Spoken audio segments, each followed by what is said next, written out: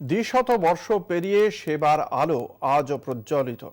২০৩ বছরে Florence nightingale, the lady with the lamp. ১৯৭৪ সাল থেকে তাঁর জন্মদিন ১২ই মে পালিত হয়ে আসছে ইন্টারন্যাশনাল নার্সেস ডে হিসেবে। জন্মদিনের নিরন্তর শুভেচ্ছা নাইটিঙ্গেল। আলো হাতে চলিয়াছ তুমি তোমার আলোয় চিরভাস্বর পৃথিবী। তার হাতের আলোটা জ্বলছে। বিশ্বব্যাপী হিংসা, দেশ, স্বার্থমগ্নতার সামিয়ানার নিচে সে আলো আজও প্রজ্বলিত। ম্রিয়মান শিখার বুকের ভিতর থেকে আজও বেরিয়ে আসে সেবার করকমল। তপ্ত কপালে তার হাতের স্পর্শে আজও যেন মৃতের শরীরে প্রাণ আসে। শিখাটা কাঁপছে বড় আজ। যুদ্ধ, শত্রুতার কঠিন বর্ম ভেদ করতে চায় সে শিখা। নিষ্ঠুরতার অন্ধকার চিরে ভেসে আসে আলো, মানব সেবার আলো। শিখাটা কাঁপছে ভীষণ আজ। আলো হাতে এক নারী, উজ্জ্বল চোখ, বিমুগ্ধ মুখ, তেজদীপ্তের হাসি। জনম দুঃখিনী এসেছে গো, যেন আমাকেই ভালোবাসি। সে যেন আজ সেবাব্রতী নারী, ফ্লোরেন্স নাইটিঙ্গেল। মায়ের ভালোবাসা বক্ষে তোমার বিলায়েছ তুমি আজ। তবুও মর্তে মূর্খরা বোঝে না ভালোবাসার কারুকাজ। কুখ্যাত ৭৬-এর বন্যন্তের পরেও বাংলায় তথা ভারতের মহামারীর প্রকোপ বজায় ছিল দীর্ঘদিন। তার অন্যতম কারণ ছিল এশিয়াটিক কলেরা, সাধারণ মানুষ যাকে ওলা ওঠা বলত। শুধু টেমসের পারে বসেও চিন্তিত ছিলেন একজন, ফ্লোরেন্স নাইটিঙ্গেল। সেবাই ছিল যাঁর জীবনের মূল মন্ত্র। ভারতের মাটিতে কোনোদিনও তার পা পড়েনি বটে, তবে এদেশের সঙ্গে তার যোগাযোগ ছিল বহুধা বিস্তৃত। এই যোগাযোগের সূত্রপাত ১৮৫৭ সাল, মহাবিদ্রোহের হাত ধরে। তার আগে ক্রিমিয়ার যুদ্ধ দেখেছে এক একলা নারীর অসম্ভব আত্মত্যাগের সজল ঘন ছবি। দিন রাত এক করে ব্রিটিশ সেনাবাহিনী শুশ্রূষা করে সারিয়ে তুলেছেন ক্ষত। সারাতে চেয়েছিলেন হিংসার ক্ষত। ভারতে বিদ্রোহের সময় অসুস্থ জওয়ানদের চিকিৎসার জন্য ফ্লোরেন্সের মতামত চায় সরকার। তাঁর তত্ত্বাবধানেই গড়ে ওঠে একটি রয়্যাল কমিশন।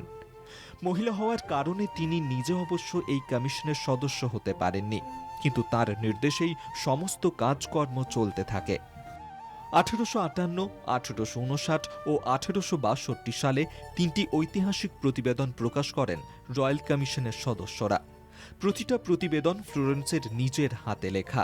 তিনি বেশ বুঝতে পারছিলেন, দেশের সামগ্রিক জনজীবনের উন্নতি না ঘটিয়ে সৈন্যবাহিনীকেও সুস্থ করে তোলা যাবে না। ১৮৬৩ সাল থেকেই তিনি একটি বৃহৎ উদ্যোগের দায়িত্ব কাঁধে তুলে নেন। দেশ জুড়ে চলতে থাকা মহামারীর বিরুদ্ধে প্রতিরোধ গড়ে তোলার উদ্যোগ।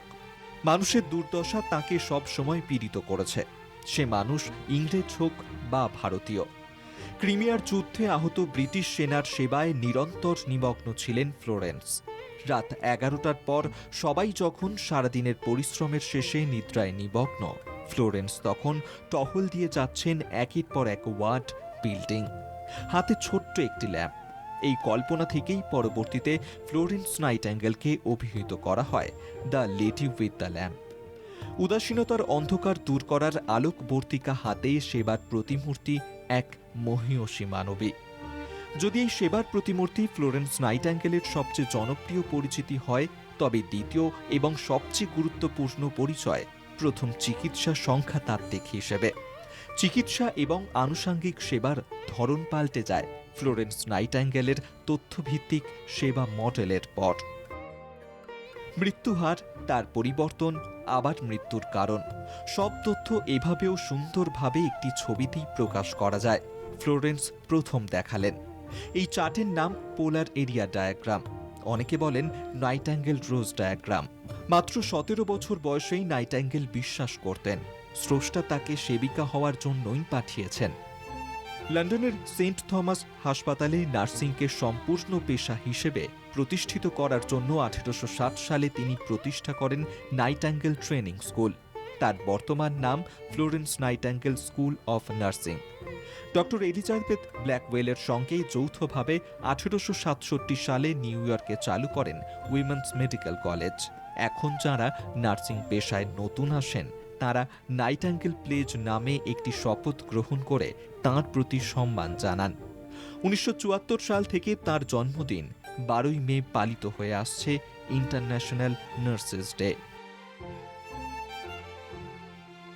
কলকাতা টিভি।